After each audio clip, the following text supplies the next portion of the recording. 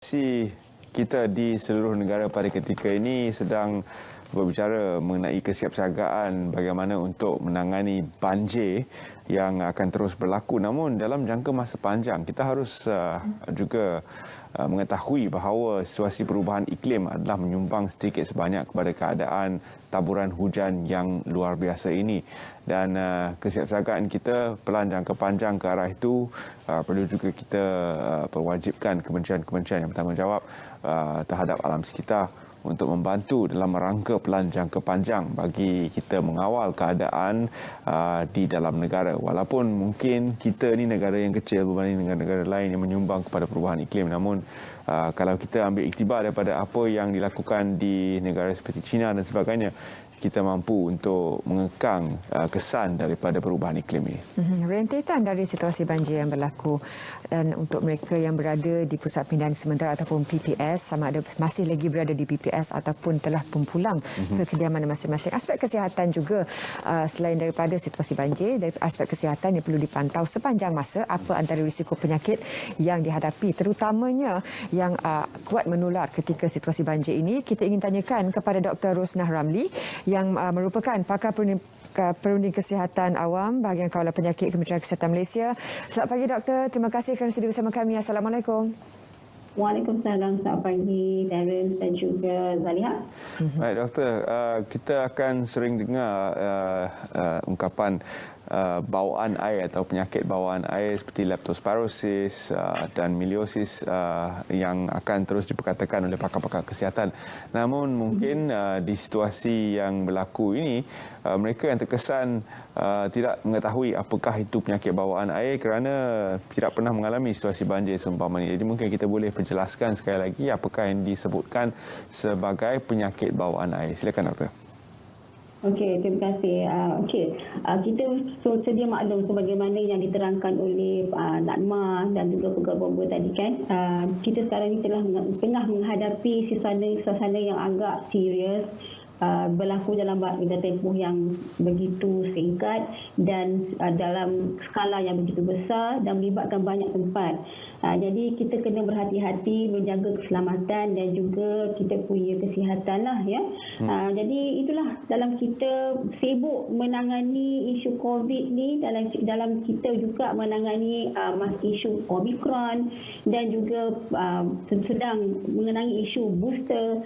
Kita dapat pula satu lagi bencana yang mana kita dalam keadaan begitu terdesak.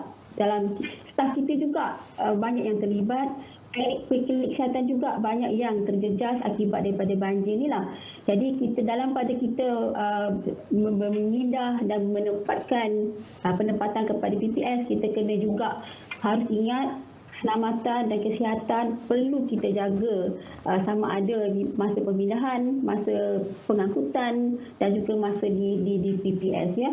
Jadi itulah bila air naik, air ini akan naik daripada sungai kan, dia akan pergi kepada mana-mana tempat yang melibatkan mungkin tercemar dengan benda-benda seperti najis, tercemar dengan bangkai-bangkai haiwan ya. Jadi air itu sendiri adalah merupakan satu medium untuk menularkan kuman-kuman ini. Jadi dalam suasana kita meredah banjir itu sendiri, mungkin kita juga terdedah kepada air-air yang telah tercemar oleh kuman-kuman ini ya, oleh najis, oleh bangkai-bangkai haiwan. Jadi kuman-kuman amat ada tidak amat terdedah berisiko kepada jangkitan. Di samping itu di PPS sendiri di mana kita juga berlaku dalam keadaan yang sesak, ramai orang di PPS dan di situ juga berlaku kemungkinan atau risiko yang tinggi untuk berlaku penularan. Jadi jangkitan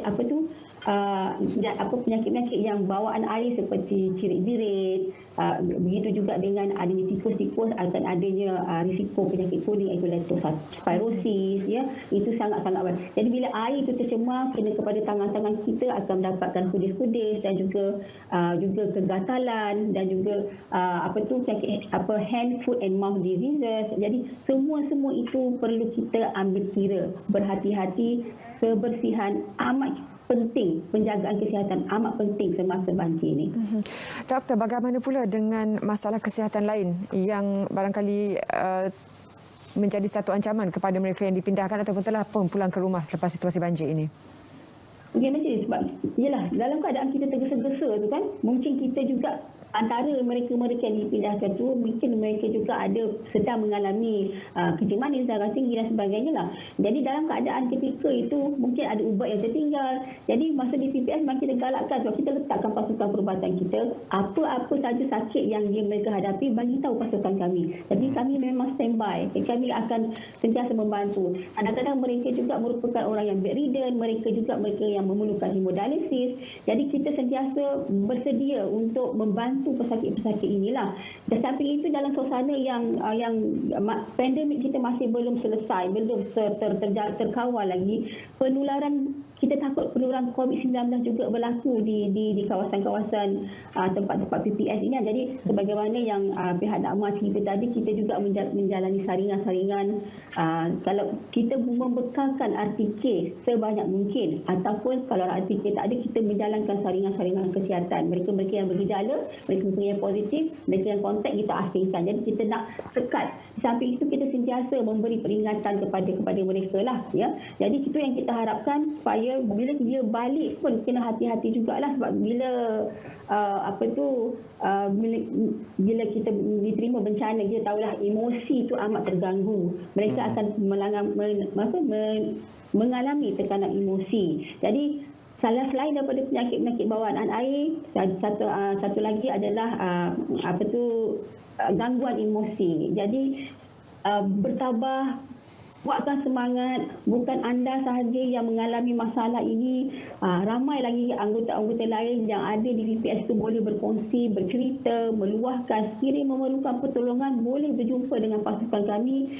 Kami ada pasukan psikososial, kaunselor-kaunselor kami di Pejabat Kesihatan yang boleh membantu memberikan nasihat. Dan kita juga menyerulah kepada orang-orang luar sana supaya boleh membantu juga aktiviti ini, supaya bebanan yang mereka hadapi itu dapat diringankan. Jadi bila kita balik rumah pula, dalam mencuci rumah itu, kena hati-hati. Jadi kita advise supaya mereka memakai, masa nak mencuci itu, advise supaya mereka memakai boot, memakai sarung tangan getah, memakai mask, supaya risiko jangkitan itu dapat dikurangkan. Kita takut sebab, sebagaimana yang saya ceritakan tadi, bangkai-bangkai tikus, haiwan-haiwan kita tak tahu, mungkin ada di sana ya. Jadi kita nak mengurangkan risiko tularan jangkitan penyakit-penyakit bawaan air inilah, dan juga seperti leptospirosis.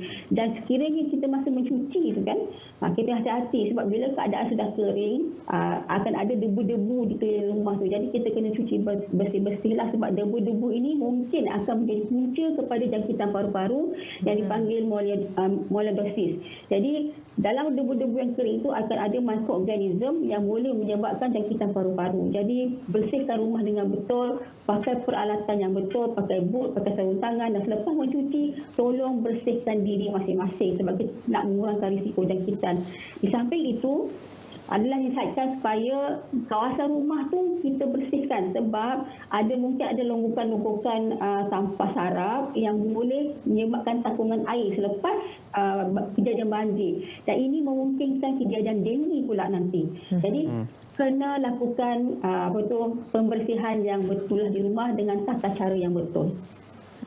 Jadi seterusnya ingin kita kembali kepada situasi COVID-19 di mana 86 kes dikesan di PPS di seluruh kawasan Selangor dan juga Pahang. Bagaimana untuk kita mengekang penularan, terutama sekali apabila mereka dikesan positif setelah berada dalam PPS itu sendiri? Mungkin dalam situasi menyelamatkan nyawa, itu adalah suatu perkara yang kita ketepikan dulu, iaitu pematuhan SOP dan sebagainya. Tapi bila sampai kepada PPS itu, setelah saringan dibuat, mereka dikesan positif dan diasingkan, setelah PPS itu kembali beroperasi semula sebagai sekolah dan sebagainya, apakah pula langkah penjagaan untuk mereka yang akan kembali ke rumah kediaman setelah dikesan positif? Okey. Sebagaimana yang kita selalu wawarkan, pencegahan itu lebih baik daripada kita merawat. Okey. Sebenarnya langkah-langkah pencegahan pun patutnya masa proses penyelamatan tu pun kita kena praktiskan jugalah ya. Kita advise lah mereka-mereka yang nak pergi menyelamatkan tu sebab bawalah mask, bekalan mask, sebab mereka yang nak keluar rumah tu memang tak ada nak ambil dah lah sebab mereka nak keluar kan. Jadi kalau boleh mereka yang datang anggota penyelamat tu bawalah bekalan mask dalam plastik, bagilah mereka pakai. Sekurang-kurangnya kita dah mengurangkan risiko jangkitan di situ ya. Dan semasa sampai di PPS pun, of course pasukan-pasukan kita akan membuat saringan-saringan tertentu lah mereka yang bergejala, dan kita tolong reveal kalau misalnya kita memang kontak dan sedang mengalami isolasi ataupun kuarantin di rumah, bagi tahu pihak kesihatan, dan kami akan asingkan mereka-mereka ini yang non kontak, dan juga mereka-mereka yang ada gejala kita akan asingkan. Kita tak nak campur lah sebab kita nak mengurangkan. Tapi itulah kadang-kadang sebagaimana yang kita tahu bahawa COVID-19 ni kadang-kadang dia tak nampak simptom awal ya. Jadi simptom tu develop kemudian, ataupun mungkin dia check negatif awal tapi kemudian positif pula. Jadi benda-benda mungkin berlaku. Jadi tu yang kita tekankan dalam apa situasi sekalipun, dengan keadaan kita yang masih lagi dalam pandemik, amalan 3S, 3W itu perlu kita laksanakan sebaik mungkin. Memang tercabar, memang susah, tapi kita kena amalkanlah itu. Dan pihak kesihatan memang sentiasa akan mengingatkan mereka dalam PPS itu supaya menjaga penjarakan fizikal. Walaupun agak tercabar, tapi kita perlu melakukan yang terbaik. Pakai mask selalu. Jangan kita cuba elakkanlah kejadian-kejadian ini. Jadi itu yang kita nak pastikan.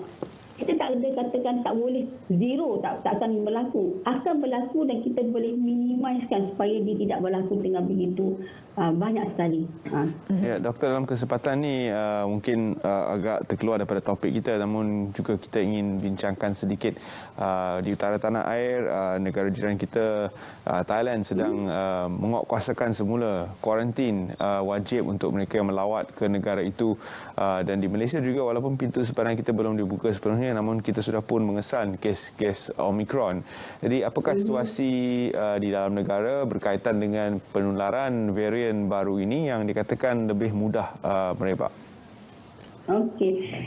Kementerian Kesihatan sentiasa membuat analisa dan juga sentiasa mengawal lah ya, sentiasa buat surveillance, memantau keadaan ini. Sebab itu kita mengadakan peraturan yang ketat di pintu masuk antarabangsa kita lah. Jadi kita dah ada SOP tertentu, dan juga kita bekerjasama dengan lain agensi. At this moment Omicron masih lagi kita pantau dengan ketatnya, dan kita sentiasa menilai situasi itu. Okey. Jadi buat masa ini Omicron masih lagi terkawal di Malaysia ini, walaupun ada beberapa kes yang kita detect lah. Jadi that is why kita sekarang ni kita sedang menggalakkan ataupun mengesyorkan, amat mengesyorkan komuniti semua mengambil booster. Sebab kita nak protect sebaik mungkin komuniti kita mengambil booster. Itu kita sedang mengijakkan usaha-usaha mempromosi. Walaupun kita tahu dalam masa bencana ini beberapa PPZ terpaksa kita tutup oleh kerana terjejas dengan bencana banjir ini, tapi kita sedang menguruskan supaya mereka yang terjejas ini kita akan ubah suai balik dia punya appointment, dan kita akan pindah dalam masa terdekat, dalam masa yang sebaik mungkinlah kita akan lakukan dalam masa terdekat. Jadi tolong, saya menyerulah kepada komuniti di luar sana, tolong ambil booster, sebab varian ataupun virus COVID-19 ini sentiasa bermutasi. Dulu Delta, sekarang Omicron, tak tahu lepas ni apa yang ada. Dan perlu diingatkan bahawa sebenarnya virus baru kita masih lagi mengumpulkan maklumat untuk stabil. Kita belum stabil secara secara maklumatnya, secara manajemennya, sebagaimana penyakit virus yang lain lah. Jadi apa-apa pun tolonglah ambil booster. Baik, terima kasih doktor terima kasih Dr. Rosnah kerana sudi meluangkan masa bersama kami. Banyak sebenarnya nasihat penting telah pun diberikan oleh Dr. Rosnah, dan perlu kita ambil iktibar dan pastikan saranan-saranan tersebut telah diberikan langkah keselamatan ketika membersihkan rumah, menjaga kesihatan dan juga jangan lupa bagi mereka yang perlu ambil booster, ambillah dos penggerak. Ya, pada yang terkesan akibat banjir disebabkan penjadualan anda, pastikan anda mengubah suai jadual itu. Sudah pasti pihak Kementerian Kesihatan akan membantu dalam menguruskan jadual pengambilan booster masing-masing. Ya, kita ke Jabatan Map Malaysia, satu laporan yang saya pasti ramai sedang perhatikan pada ketika ini, terutama sekali mereka yang berada di utara tanah air, disebabkan oleh amaran yang telah pun dikeluarkan untuk